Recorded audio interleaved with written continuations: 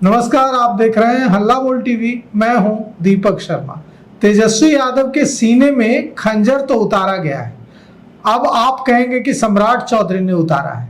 कैसे सम्राट चौधरी ने उतारा है? उनके अपने विधायक ने उतारा है। हम बात कर रहे हैं फैसल रहमान की। फैसल रहमान की मुख्यमंत्री सम्राट चौधरी से मुलाकात को लेकर जो खबर आ रही है वो ये आ रही है कि कभी भी राष्ट्रीय जनता दल के विधायक, तेजस्वी यादव के विधायक ढाका से जो है फैसल रहमान, वो कभी भी राजद का दामन छोड़ सकते हैं, तेजस्वी का साथ छोड़ सकते हैं और उन्हें बस मौके का इंतजार है। यूं ही नहीं मुलाकात हुई है राजद विधायक फैसल रहमान की मुख्यमंत्री सम्राट चौधरी से। मुख्यमंत्री सम्राट चौधरी और राजद विधायक फैसल रहमान के मुलाकात की यह जो तस्वीर हम आपको दिखा रहे हैं, यह तस्वीर जब सोशल मीडिया में सर्कुलेट होने लगी तो राष्ट्रीय जनता दल के नेतृत्व को यह समझ में आ गया कि उन्हें लग रहा था कि झटका लगना अब रुक गया है, लेकिन राजनीति ऐसे झटके देती रहती है और तब देती है जब उसकी उम्मीद नहीं होती है। राजद एमएलसी सोनू राय के शपथ ग्रहण में मुख्यमंत्री सम्राट चौधरी पहुंचे थे। तेजस्वी यादव और सम्राट चौधरी ने एक दूसरे से हाथ मिलाया था, प्रणाम किया था, ऐसा लगा था कि दोस्ताना बन रहा है, लेकिन अब तुरंत खेल शुरू हो गया है। राष्ट्रीय जनता दल के विधायक, ढाका से विधायक फैसल रहमान, जिन्होंने राज्यसभा चुनाव के दौरान अनुपस्थित रहे थे और जिन्होंने कहा था कि उनकी माता की तबीयत खराब है इसलिए वे दिल्ली में थे, इसलिए वोट करने नहीं आए, और जिनके वोट न करने की वजह से तेजस्वी यादव के कैंडिडेट एडी सिंह चुनाव हार गए थे, वही फैसल रहमान मुख्यमंत्री सम्राट चौधरी से मिलने पहुंच गए। राज्यसभा चुनाव के दौरान फैसल रहमान, जो पूर्वी चंपारण के ढाका से चुनाव जीते हैं, वोट देने वोटिंग के दिन नहीं आए थे।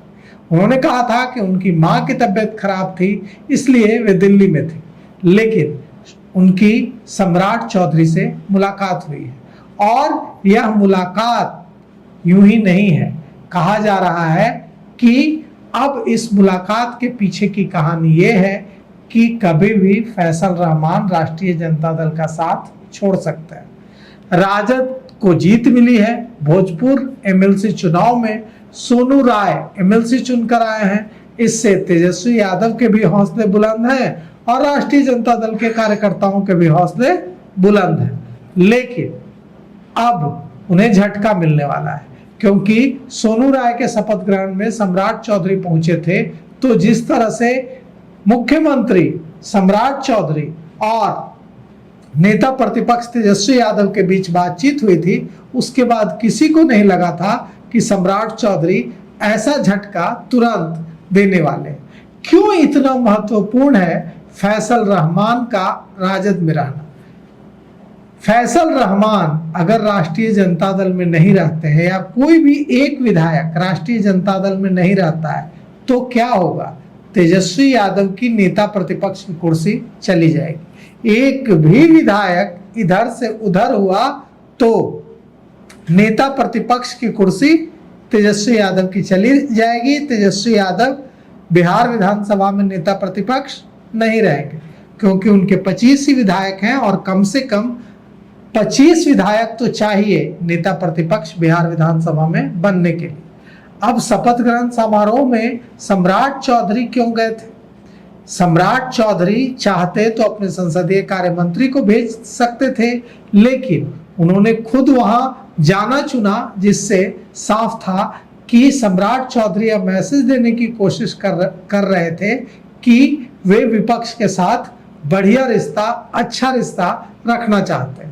लेकिन अब यह मुलाकात तो कुछ और ही कहानी कह रही है, और यह मुलाकात कह रही है कि तेजस्वी यादव की नेता प्रतिपक्ष की कुर्सी जा सकती है, और अगर तेजस्वी यादव नेता प्रतिपक्ष नहीं रहेंगे तो उनके सामने कई सारी समस्याएं खड़ी हो सकती हैं। सुरक्षा घट जाएगी। सबसे बड़ी बात है कि नेता प्रतिपक्ष को कैबिनेट मंत्री का दर्जा होता है, उसी स्तर की सुविधाएं होती है, वेतन भत्ता होता है, आवास होता है और सुरक्षा होती है, कई शक्तियां भी होती है। सदन में भी और सदन के बाहर भी वो सारी शक्तियां खत्म हो जाएंगी। अब अगर सरकार ऐसा करती है और फैसल रहमान को राष्ट्रीय जनता दल से तोड़ लिया जाता है तो इसका इम्पैक्ट बड़ा होगा, या सिर्फ एक विधायक को खोना नहीं होगा या नेता प्रतिपक्ष की कुर्सी को खो देना होगा। तो क्या कहानी लिख दी गई है, पटकथा लिख दी गई है। और ऐसे समय में जब तेजस्वी यादव अपने बेटे की बर्थडे पार्टी के बहाने दिल्ली में गाजियाबाद में पार्टी दे रहे हैं, राहुल गांधी को बुला रहे हैं, अखिलेश यादव को बुला रहे हैं, ममता बनर्जी को बुला रहे हैं, बड़े बड़े नेताओं को बुला रहे हैं, और दूसरी तरफ वहां राजनीति हो रही है, तो बिहार में भी राजनीति हो रही है।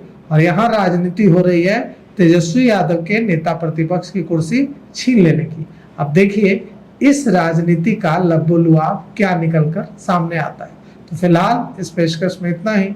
आगे की खबरों के लिए देखते रहिए हल्ला बोल टीवी।